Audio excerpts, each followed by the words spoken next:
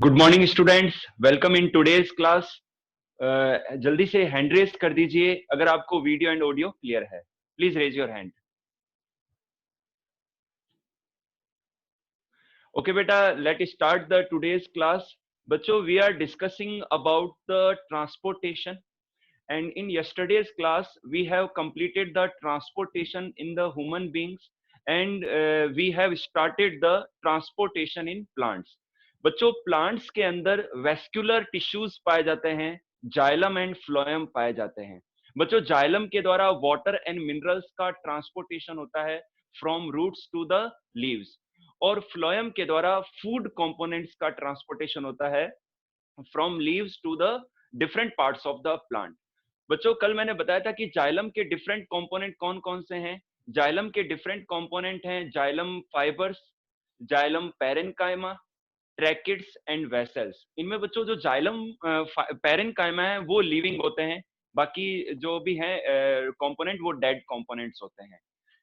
बच्चों, मैंने फ्लोएम के बारे में भी बताया था कि फ्लोएम 4 कंपोनेंट से मिलके बनते हैं: sieve tube cells, companion cells, phloem fibres and phloem parenchyma. बच्चों, इनमें सिर्फ फ्लोएम फाइबर डेड होते हैं, बाकी सारे जो कंपोनेंट है लिविंग होते हैं। सीव ट्यूब सेल्स के अंदर न्यूक्लियस एब्सेंट होता है और इनके फंक्शंस को कंट्रोल करती हैं कंपेनियन सेल्स। बच्चों, इसी टॉपिक को हम आज थोड़ा आगे बढ़ा रहे हैं, फिर हम एक्सक्रीशन स्टार्ट करेंगे। बच्चों, मैंने बताया था कि एक बार रिपीट कर रहा हूं कि वाटर और मिनरल्स का ट्रांसपोर्टेशन से पहले क्या होता है। फर्स्ट स्टेप है मिनरल एब्जॉर्प्शन, के जो रूट्स हैं जब सॉइल के अंदर वो पेनिट्रेट करती है और ग्रो करती हैं, तो जो मिनरल्स हैं वो एक्टिव एब्जॉर्प्शन के द्वारा एनर्जी के खर्च होने से रूट सेल्स की रूट के अंदर एंटर कर जाते हैं। तो इस तरीके से मिनरल्स का एब्जॉर्प्शन होता है। सेकंड लेते हैं वाटर एब्जॉर्प्शन। जब बच्चों जब मिनरल एब्जॉर्ब हो जाते हैं, वो इनवर्डली एंटर हो जाते हैं रूट्स के अंदर, तब उस समय ऑस्मोटिक डिफरेंसेस आते हैं और इस वजह से सॉइल के अंदर जो वाटर मॉलिक्यूल्स हैं वो हाई से लो कॉन्सेंट्रेशन की ओर मूव कर जाते हैं और जो वाटर है वो अंदर एंटर कर जाता है रूट्स के अंदर। तो इसे हम वाटर एब्जॉर्प्शन कहते हैं। फिर लेते हैं बच्चों एसेंट ऑफ सेप। बच्चों, जब जाइलम चैनल्स के बेस पर मिनरल्स का एक्यूमुलेशन हो जाता है और वाटर का एब्जॉर्प्शन हो जाता है, तो एक पॉजिटिव प्रेशर क्रिएट होता है, that is the root pressure. लेकिन बच्चों, ये रूट प्रेशर वाटर को मिनरल को पुश तो करता है, लेकिन ये लॉन्ग हाइट तक उसको नहीं सेंड कर सकता। इसके अलावा बच्चों, जो लीव्स हैं, प्लांट के जो एक्सपोज्ड पार्ट्स हैं, प्लांट की जो लीव्स हैं, प्लांट के जो स्टेम्स हैं, तो उनके जो एक्सपोज्ड पार्ट है वहां से ट्रांसपीरेशन होता है, वाटर का रिमूवल होता है वेपर की फॉर्म में। तो जब लीव्स की सरफेस से वाटर वेपोराइज होता है, रिमूव होता है, तो एक सक्शन प्रेशर क्रिएट होता है जो लीव से लेकर जाइलम चैनल के नीचे तक लगता है, और इसकी वजह से एक वाटर जैकेट तैयार हो जाती है जो ऊपर तक खींची चली आ जाती है। इसे हम ट्रांसपीरेशन पुल कहते हैं। तो बच्चों, जाइलम चैनल्स के अंदर वाटर का जो मिनरल्स का जो ट्रांसपोर्टेशन है वो ट्रांसपीरेशन पुल के द्वारा पॉसिबल होता है और रूट प्रेशर के द्वारा पॉसिबल होता है। तो इसे हम कहते हैं बच्चों ascent of shape. Xylem channel के अंदर वाटर मिनरल्स के मूवमेंट को हम कहते हैं एसेंट ऑफ सेप। नेक्स्ट लेते हैं बच्चों ट्रांसपोर्ट ऑफ फूड। बच्चों, लीव्स के अंदर जो सेल्स हैं, वहां जो क्लोरोप्लास्ट हैं, उनमें फोटोसिंथेटिक पिगमेंट्स पाए जाते हैं, और इन फोटोसिंथेटिक पिगमेंट्स की प्रेजेंस में फोटोसिंथेसिस होता है और लीव्स के अंदर ग्लूकोज का, फूड का फॉर्मेशन होता है, ऑर्गेनिक कंटेंट का फॉर्मेशन होता है। इसके बाद में ये बच्चों स्टोर होता है स्टार्च के रूप में। जब ये स्टार्च के रूप में, रिजर्व फूड के रूप में स्टोर हो जाता है, तो जिन सेल्स में स्टार्च होती है तो उनकी पास की सेल्स से वाटर उनमें मूव करता है और एक शेप तैयार हो जाता है जिसे हम फ्लोएम शेप कहते हैं। अब ये फ्लोएम से पास की सेल्स में मूव हो जाता है।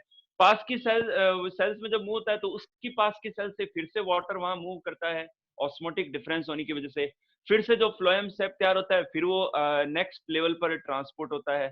तो इस तरीके से जो है फ्लोएम शेप के रूप में जो है लीव से लेकर प्लांट्स के डिफरेंट पार्ट्स में फूड का ट्रांसपोर्टेशन होता है। तो बच्चों, इस तरीके से जो है मैंने आपको एक्सप्लेन कर दिया है ट्रांसपोर्टेशन इन प्लांट्स। यहां तक बच्चों किसी को भी यदि प्रॉब्लम है, please raise your hand and ask your question. Any student? क्योंकि बेटा मैं नेक्स्ट टॉपिक स्टार्ट कर रहा हूं एक्सक्रीशन। तो अब तक किसी को कोई प्रॉब्लम है, please you can ask me.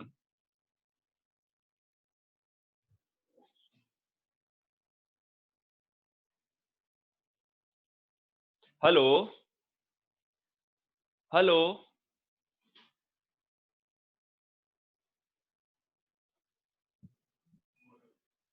Hello.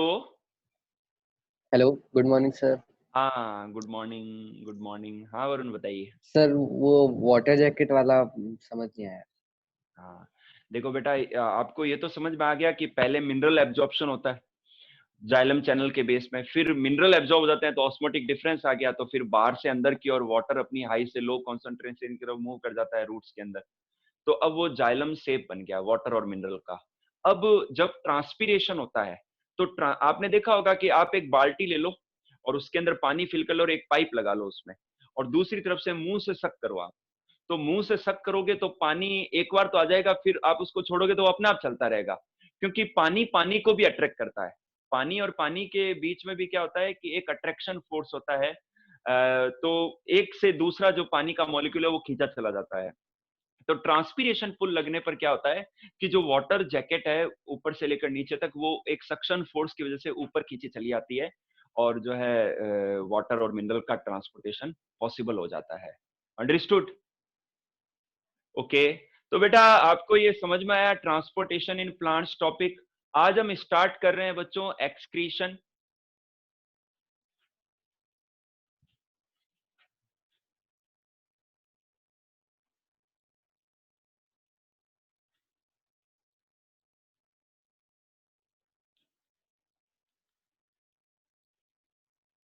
The next topic is excretion.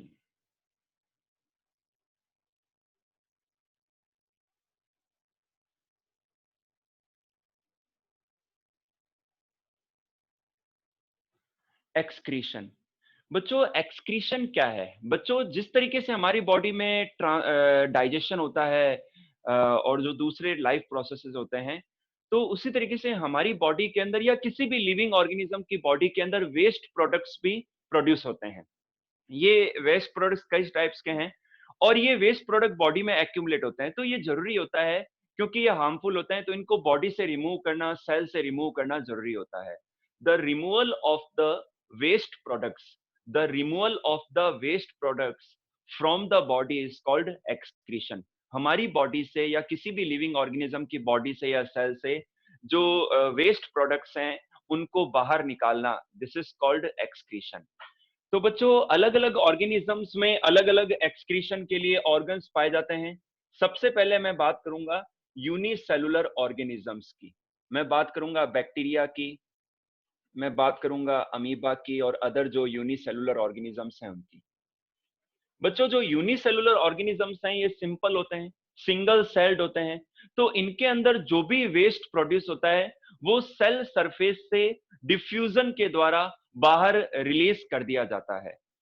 दोबारा सुन लीजिए कि जो सिंगल सेल्ड या यूनिसेलुलर ऑर्गेनिजम्स होते हैं उनमें जो भी मेटाबॉलिक रिएक्शंस के दौरान वेस्ट प्रोड्यूस होते हैं, तो वो सेल सरफेस से डिफ्यूजन के द्वारा बाहर रिलीज कर दिया जाता है।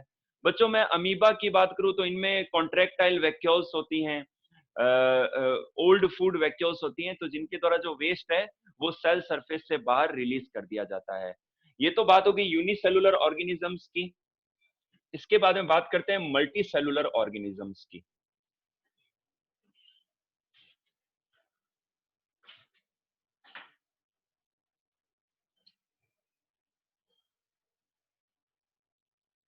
बच्चों जो मल्टी सेलुलर ऑर्गेनिजम्स हैं, प्लांट्स का हम एक्सक्रीशन अलग से पढ़ लेंगे इसी चैप्टर में, खाली हम एनिमल्स की बात करेंगे। तो मल्टी सेलुलर जो कॉम्प्लेक्स ऑर्गेनिज्म है, जैसे कि पोरीफेरा है, आपने नाइन्थ में पढ़ा है, सिलेंट्रेटा है, प्लेटीहेल्मिन्थ है, टीनोफोर्स हैं, एस्केल्मिन्थीज हैं। तो इनमें अलग अलग तरीके से जो है एक्सक्रीशन होता है। सबसे पहले मैं बात करूं पोरीफेरेंस की, तो उनमें वाटर के द्वारा ही वो मिनरल्स और न्यूट्रिएंट्स बॉडी के अंदर जाते हैं, और वाटर जब वापस बाहर रिलीज होता है तो उनके द्वारा जो एक्सक्रीटरी वेस्ट है या प्रोडक्ट है वो भी पानी के साथ बाहर निकल जाते हैं। ठीक इसी तरीके से जो जो सिलेंट्रेट्स हैं इनमें भी डिफ्यूजन के द्वारा लेकिन इनसे जो आगे के ऑर्गेनिजम्स हैं इनमें एक्सक्रीटरी ऑर्गन पाए जाते हैं। बच्चों जो प्लेटी हेलमिंथ एनिमल होते हैं इनके अंदर फ्लेम सेल्स पाई जाती है। ध्यान से सुनिए, प्लेटी हेलमिंथिस जो एनिमल्स हैं इनके अंदर they have the flame cells. Competition का क्वेश्चन है, फ्लेम सेल्स के द्वारा एक्सक्रीशन होता है। इसके अलावा अगर मैं बात करूं एनेलिडा की, अर्थवर्म्स की, तो इनमें नेफ्रीडिया नाम की स्ट्रक्चर्स पाई जाती हैं जो कि एक्सक्रीशन करती हैं, वेस्ट को रिमूव करती हैं। यदि मैं बात करूं आर्थ्रोपोड्स की यानी कि कॉकरोचेस की, इनके अंदर मेलपीगियन ट्यूब्यूल्स पाई जाती हैं। ध्यान से सुनिए, मेलपीगियन ट्यूब्यूल्स कॉकरोच के अंदर, तो ये एक्सक्रीशन करती हैं। जो क्रस्टेशियन है आर्थ्रोपोड्स के, उनके अंदर ग्रीन ग्लैंड्स पाई जाती है। अगर मैं बात करूं मॉलस्क की, तो इनमें किडनीज पाई जाती है। और जो हायर एनिमल है, हायर ऑर्गेनिज्म है, उनमें एक्सक्रीटरी ऑर्गन्स के रूप में किडनीज पाई जाती है। नेक्स्ट लेते हैं बच्चों, थर्ड लेते हैं, इन ह्यूमन बींग्स।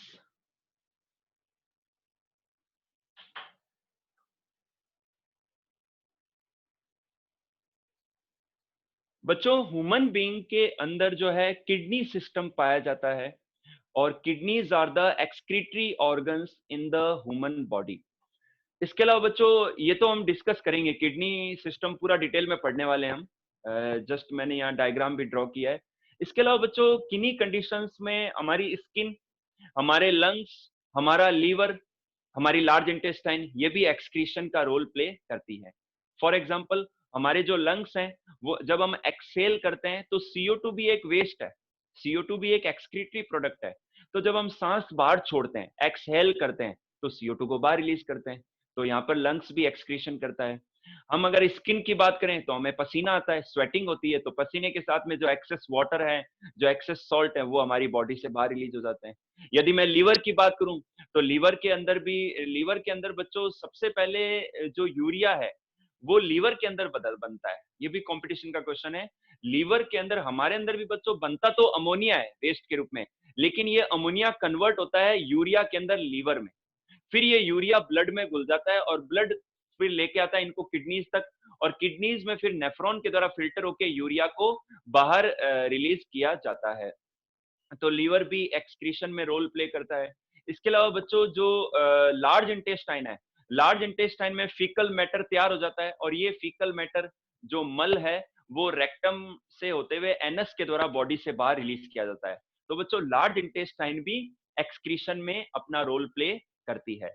अब बच्चों बात करेंगे हम ह्यूमन एक्सक्रीटरी सिस्टम की, इसको हम डिटेल में पढ़ेंगे। नेक्स्ट टॉपिक है ह्यूमन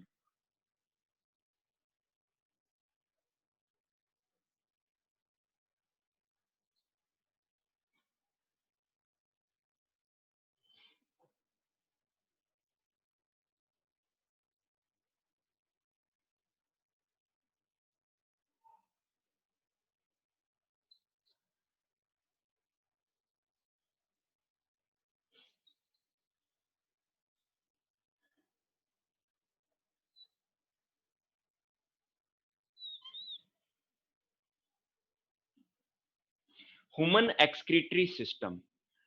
बच्चों this is the sketch of human excretory system. बच्चों हमारे अंदर दो किडनीज पाई जाती हैं जो बीन शेप्ड होती हैं कुछ इस तरीके से, और इनका ये जो हिस्सा है ये अंदर की ओर डिप्रेस्ड होता है, ये कॉनकेव पार्ट है, इसे हम हाइलस कहते हैं। और बच्चों जो किडनीज हैं ये रेडिश या रेडिश ब्राउनिश होती है। जो किडनीज है वो एक कैप्सूल लेयर के द्वारा सराउंडेड होती है, इसको कवर करती है कैप्सूल लेयर।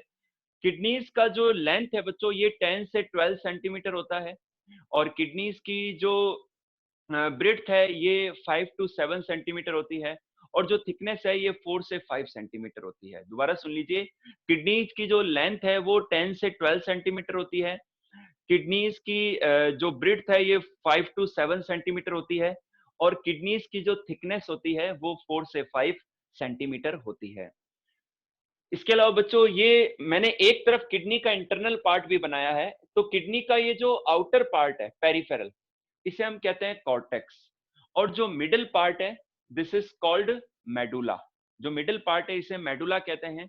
बच्चों किडनीज के अंदर फाइन ट्यूब्स होती हैं, उन फाइन ट्यूब्स को हम कहते हैं नेफ्रॉन। बच्चों nephrons are the structural and functional units of the kidneys.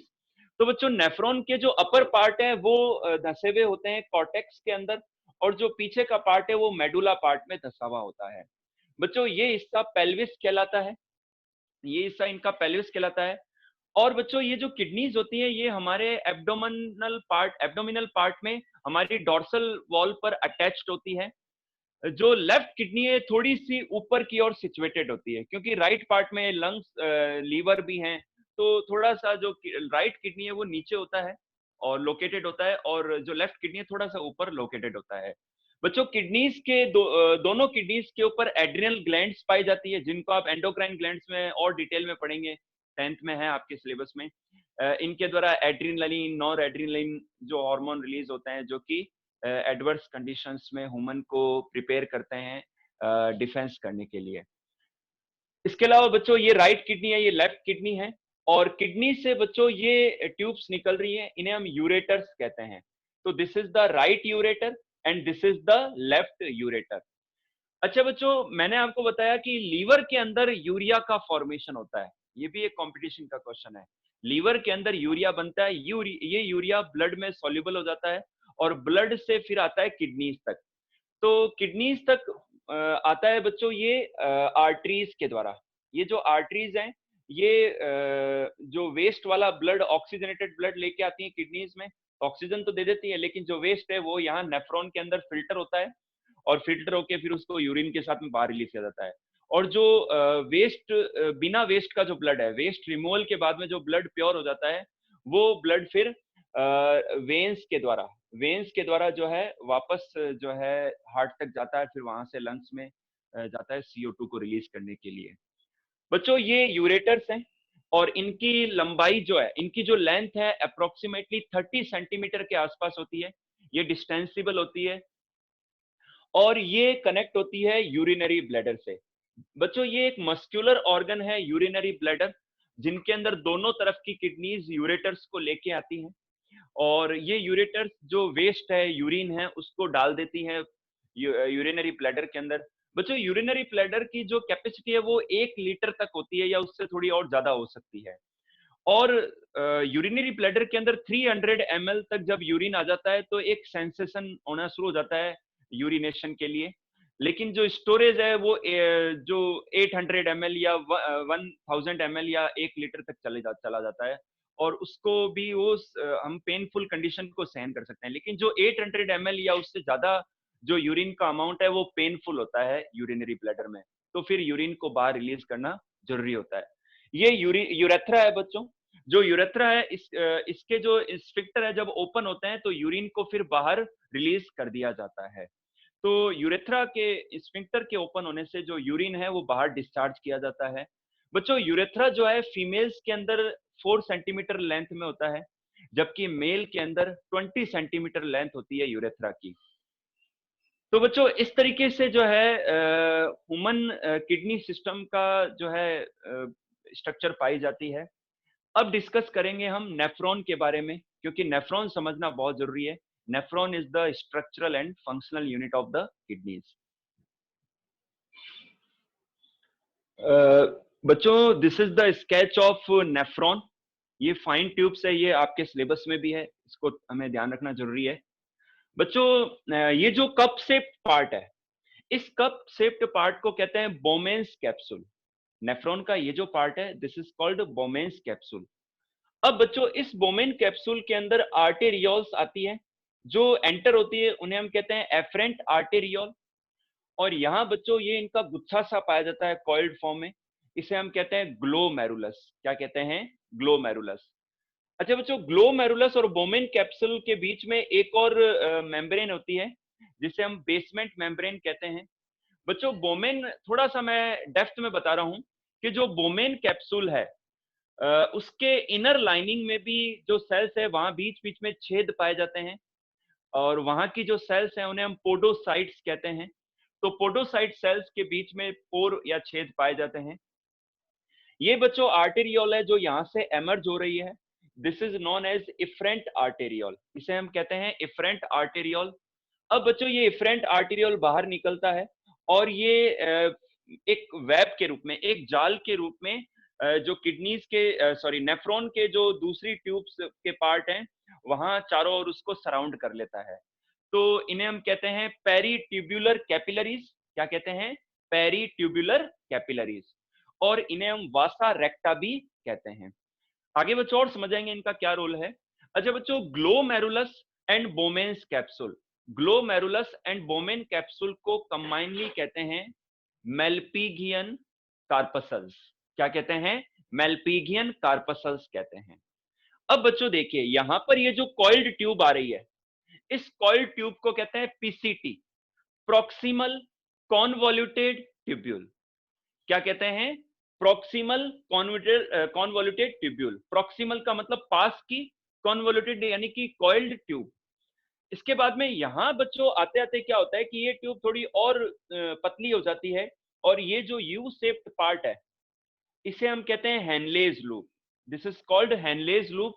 ये बच्चों डिसेंडिंग लूप है, डिसेंडिंग लिम्ब है, और ये असेंडिंग लिम्ब है, और यहाँ वापस ये थोड़ा चौड़ा हो जाता है। अच्छा बच्चों, यहाँ पर ये जो थिन होने से, पतला होने से क्या होता है कि जो फिल्ट्रेट है, जो वेस्ट है, उसकी फ्लोइंग की जो स्पीड है वो बढ़ जाती है, और यहाँ ये वापस से चौड़ी हो रही है ट्यूब, और यहाँ इस तरीके से कॉइल्ड फॉर्म में आगे बढ़ रही है।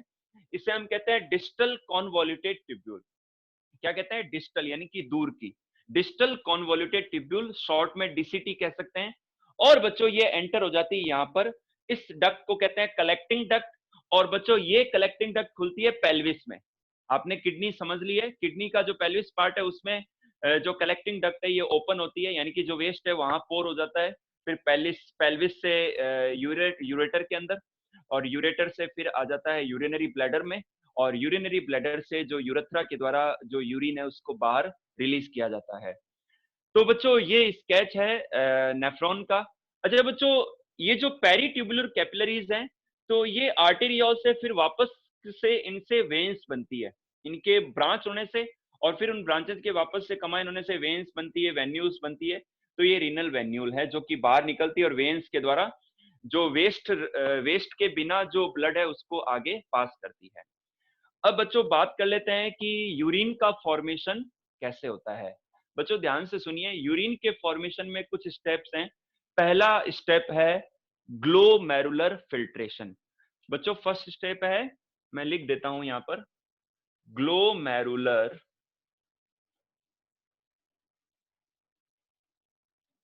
फिल्ट्रेशन।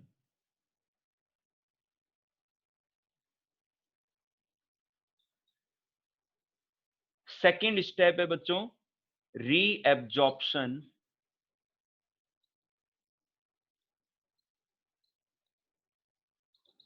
बच्चों थर्ड स्टेप है ट्यूब्यूलर सिक्रेशन। ये यूरिन फॉर्मेशन के स्टेप्स हैं, लेकिन ये थोड़ा सा ज्यादा डिटेल में आ गया है, तो आप खाली मेन मेन पॉइंट्स को ध्यान रखें। थोड़ा सा इसके बारे में आप एक दो लाइन में इनको तैयार कर सकते हैं, क्योंकि 11th स्टैंडर्ड में और नीट के एग्जाम्स में ये बहुत ज्यादा डिटेल में पढ़ा जाता है, अभी आपके इतना सिलेबस में नहीं है। लेकिन फिर भी आपको सुपरफिशियली इन पॉइंट्स को ध्यान रखना है, और एक एक दो दो लाइन्स इनकी तैयार करनी है। तो यूरिन फॉर्मेशन में पहला स्टेप है ग्लोमेरुलर फिल्ट्रेशन। जब बच्चों ब्लड वेस्ट को लेके एफरेंट आर्टेरियोल से ग्लोमेरुलस में आता है, तो तीन मेम्ब्रेन से ब्लड का फिल्ट्रेशन होता है। पहला ग्लोमेरुलस की मेम्ब्रेन से, सेकंड जो बेसमेंट मेम्ब्रेन है उससे, और थर्ड हो गया बोमेन कैप्सूल की जो इनर लाइनिंग वाली मेम्ब्रेन है वहां से। तो इन तीन लेयर से जब फिल्ट्रेट प्रोड्यूस होता है, वो फिल्टर होके फिर यहाँ आ जाता है प्रॉक्सिमल कॉन्वोल्यूटेड ट्यूब्यूल में। इसे हम कहते हैं ultra filtration. This is called ultra filtration. और जो फिल्ट्रेट आता है उसे हम कहते हैं ग्लोमेरुलर फिल्ट्रेट। क्या कहते हैं? Glomerular filtrate. अच्छा बच्चों, अब जो प्योर ब्लड है वो यहां से होते हुए, जो ब्लड है जो वेस्ट जिससे सेपरेट हो चुका है, वो यहां से होते हुए इफरेंट आर्टेरियोल से होते हुए और वेन से होते हुए वापस से किडनी से बाहर निकलता है, और वेन्स के द्वारा जो है हार्ट में दोबारा चला जाता है। तो फर्स्ट स्टेप हो गया ग्लोमेरुलर फिल्ट्रेशन। अच्छा बच्चों, एक दिन में आप जान के ताजुब करेंगे कि एक दिन में हमारे अंदर जो फिल्ट्रेट प्रोड्यूस होता है उसका अमाउंट है 180 litre per day. 180 litre filtrate बनता है, लेकिन रिलीज कितना करते हैं हम? एक दिन में हम सिर्फ 1 से 1.5 लीटर यूरिन पास करते हैं, यानी कि 99% जो फिल्ट्रेट है वो वापस से एब्जॉर्ब हो जाता है नेफ्रॉन के डिफरेंट पार्ट्स में, और इससे हमारे बॉडी से वाटर का लॉस भी, एक्सेस वाटर का लॉस नहीं होता। तो हम बच्चों डेली 1 से 1.5 लीटर यूरिन पास करते हैं, और फिर ये डिपेंड करता है मौसम कैसा है। सर्दी में यूरिन पास आउट ज्यादा होता है, और जो सर्दियों में ज्यादा होता है, अल्कोहल कोई व्यक्ति लेता है तो उसका यूरिन पास आउट ज्यादा होता है, कोई कॉफी ज्यादा ले रहा है, चाय ज्यादा पी रहा है, पानी की मात्रा ज्यादा ले रहा है, तो फिर यूरिनेशन भी बढ़ जाता है। तो बच्चों अब यहां से फिल्ट्रेट जब मूव करता है तो फिल्ट्रेट में से पानी और कुछ मिनरल पीसीटी में एब्जॉर्ब होते हैं, रीएब्जॉर्ब होते हैं। कुछ पार्ट हेनलेज लूप में रीएब्जॉर्ब हो जाता है, रीएब्जॉर्ब होके जो है चला जाता है पेरिट्यूबुलर कैपिलरीज में, वासा रेक्टा में। और कुछ पार्ट जो है मिनरल्स का और वाटर का, सॉल्ट का, डीसीटी डिस्टल कॉन्वोल्यूटेड ट्यूब्यूल में भी रीएब्जॉर्ब होता है। और बचे कुछ और मिनरल जो है और एब्जॉर्ब हो जाते हैं कलेक्टिंग ट्यूब में या कलेक्टिंग डक्ट में, मैक्सिमम रीएब्जॉर्प्शन हो जाता है। तो रीएब्जॉर्प्शन होने से जो मैक्सिमम वाटर या जो मिनरल या सॉल्ट है वो वापस से चला जाता है ब्लड के अंदर। तो सेकंड स्टेप हो गया बच्चों रीएब्जॉर्प्शन। थर्ड लेते हैं ट्यूबुलर सीक्रेशन। बच्चों जो नेफ्रॉन के डिफरेंट पार्ट है, रीएब्जॉर्प्शन होने के बाद में कुछ अननेसेसरी जो सॉल्ट हैं वो फिर क्या होता है कि इनसे रिलीज होते हैं और नेफ्रॉन की ट्यूब्स में रिलीज हो जाते हैं, तो इसे हम कहते हैं ट्यूबुलर सीक्रेशन।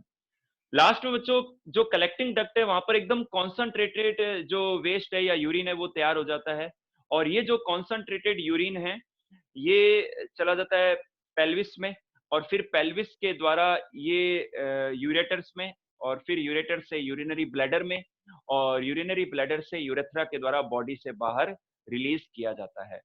तो बच्चों इस तरीके से जो है हमारी बॉडी में, ह्यूमन बॉडी के अंदर यूरिन का फॉर्मेशन होता है। और अच्छा बच्चों, अब तक कोई प्रॉब्लम है तो please raise your hand. Please raise your hand. Good morning sir. Good morning. Yes Lakshya. Good morning हाँ गुड मॉर्निंग, सर। तेज बोलिए थोड़ा। ग्लोमेरुलस का फंक्शन सर, ग्लोमेरुलस का फंक्शन क्या होता है?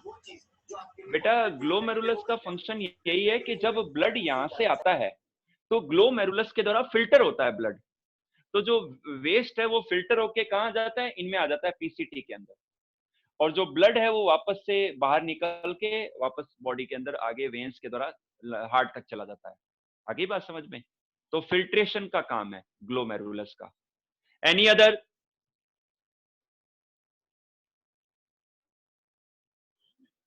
हाँ हेलो, सुमित नवल, हेलो। हाँ बेटा टाइम कम है अपने पास, जल्दी से जिसको भी कोई क्वेरी है, प्रॉब्लम है, वो raise your hand and ask question. हाँ ध्रुव, हाँ ध्रुव बोलिए। Good morning sir. Good morning sir बोलिए आपने सर एक्सक्रीटरी सिस्टम है ना सर, आपने किडनी के ऊपर एक ग्लैंड बनाई थी हाँ। सर, उसका काम क्या होता है सर? अरे वो एड्रिनल ग्लैंड है बेटा, एड्रिनल ग्लैंड। आप एंडोक्राइन ग्लैंड है अपना, जो नेक्स्ट चैप्टर्स हैं उनमें एंडोक्राइन ग्लैंड्स के टॉपिक हैं, तो उसमें हम इसको और डिटेल में समझा दूंगा मैं आपको। लेकिन जस्ट इतना ही समझो, एड्रिनल ग्लैंड के द्वारा कुछ हार्मोन रिलीज होते हैं जो कि हमारी बॉडी में डिफेंस सिस्टम तैयार करते हैं, हमें एडवर्स कंडीशंस में प्रिपेयर करते हैं उनको फेस करने के लिए। ठीक है बेटा? और कोई? Good morning sir. हाँ गुड मॉर्निंग खींवर। सर आपने बताया था कि बॉडी से 180 लीटर फिल्ट्रेट रिलीज होता है, तो सर बॉडी में बचता क्या है फिर? 180 लीटर फिल्ट्रेट प्रोड्यूस होता है, निकलता नहीं है। तो सर रिलीज क्या प्रोड्यूस होगा होता फिर? है यहाँ से, लेकिन 180 लीटर में से मैक्सिमम पार्ट रीअब्सॉर्ब हो जाता है। केवल अच्छा 1 सर। से 1.5 लीटर, 1 से 1.5 लीटर ही यूरिन के रूप में पास होता है बॉडी से। आगे बात समझ में? Yes sir, yes sir. जो है ना यहाँ पर ग्लोमेरुलर फिल्ट्रेशन, उसकी बात कर रहा हूँ, 180 लीटर पर डे प्रोड्यूस होता है। अच्छा बच्चों एक चीज मैं यहाँ आपको रोक रहा हूँ एक बार, एक हार्मोन है, उस हार्मोन का नाम है एडीएच, एंटी डाईयूरेटिक हार्मोन। इसे हम वैसोप्रेसिन भी कहते हैं। बच्चों ये हमारी बॉडी में यूरिनेशन को कंट्रोल करता है। जब एक्सेस अमाउंट में यूरिन रिलीज होता है तो एडीएच निकलता है और रीअब्जॉर्प्शन को बढ़ाकर यूरिन की मात्रा को, यूरिनेशन को कम कर देता है। तो एडीएच जो है वो इंपॉर्टेंट हार्मोन है हमारी बॉडी के लिए। और एडीएच, कुछ लोगों में एडीएच हार्मोन बनना बंद हो जाता है, निकलना बंद हो जाता है, तो फिर उस व्यक्ति को बार बार यूरिन आता है, बार बार वो यूरिन रिलीज करता है। बच्चों ये एक बीमारी है और इस डिजीज को कहते हैं डायबिटीज इंसिपिडस। बच्चों एडीएच की कमी से डायबिटीज इंसिपिडस हो जाता है। अच्छा बच्चों, मिक्ट्यूरेशन एक टर्म है बच्चों, मिक्ट्यूरेशन मैं यहां लिख देता हूं। बच्चों मिक्ट्यूरेशन को कहते हैं यूरिनेशन, यूरिनेशन को ही मिक्ट्यूरेशन कहते हैं, दोनों का एक ही मतलब है। द डिस्चार्ज और release of urine from the body is called micturition और यूरिनेशन। हाँ, ask your question, raise your hand. हाँ दायल साहब बताइए। हाँ sir good hello, morning sir. Good morning, कैसे हो? सर बढ़िया हूँ सर। हाँ बढ़िया, बताइए। सर मेरे को ट्यूबुलर सिक्रीशन का एक बार रिपीट कर दोगे सर आप? देखो रीअब्जॉर्प्शन होने के बाद में क्या होता है कि फिर अब ये होता है कि जो अननेसेसरी जो सॉल्ट है, जो उपयोगी नहीं है, वो फिर क्या है नेफ्रॉन के डिफरेंट पार्ट में वापस से रिलीज होते हैं ब्लड के थ्रू, तो वो आ जाते हैं फिल्ट्रेट के अंदर। तो इसी को हम ट्यूबुलर सिक्रेशन कहते हैं। आगे बात समझ में? ओके। हाँ, एनी अदर स्टूडेंट? बेटा हाँ, रिमेनिंग टॉपिक्स हम नेक्स्ट क्लास में डिस्कस करेंगे। जल्दी से कोई भी क्वेश्चन है तो पूछ लीजिए आप। Hello sir, good morning. हाँ good morning Rajkaran ji, how are you? I am fine sir, how are you? हाँ बताइए साहब, बताइए। सर जब 180 लीटर हमारे अंदर पानी होता है तो वेट हमारा उतना क्यों नहीं जाता? अरे आप बात को, टॉपिक को अलग वे में ले जा रहे हो। 180 लीटर को एक साथ प्रोड्यूस थोड़ी होता है। पूरे दिन में जो बार बार जब ब्लड किडनीज में, नेफ्रॉन्स में आता है, तो वो टोटल मिला के जो है 180 लीटर होता है। लेकिन मैं बार बार कह रहा हूँ कि ये 180 लीटर जो है ये रिलीज नहीं होता। 180 लीटर में से जो पानी है, मिनरल्स हैं, वो वापस से रीअब्जॉर्ब हो जाते हैं। केवल 1 से 1.5 लीटर यूरिन ही पास होता है। आगे बात समझ में? और ये मेटाबॉलिक प्रोसेसेज हैं, इसमें वेट कैसे बढ़ जाएगा? आप कह रहे हो कि 180 लीटर फिल्ट्रेट बनने से हमारा वेट क्यों नहीं बढ़ता? ये कोई बात नहीं हुई। ऐसे तो आप मान लो 1 किलो खाना खा रहे हो आप, तो आपका वजन 1 किलो एकदम से थोड़ी बढ़ जाएगा। ये एक मेटाबॉलिक प्रोसेस है, इसमें जो मिनरल्स और वाटर है मैं उनकी बात कर रहा हूँ, और ये पूरे दिन की बात कर रहा हूँ, ना कि एक साथ बनता है। आगे बात समझ में? पूरे 24 आवर्स की बात कर रहा हूँ। ओके बेटा, गुड बाय। नेक्स्ट क्लास में डिस्कस करेंगे, इसी टॉपिक को आगे पढ़ेंगे और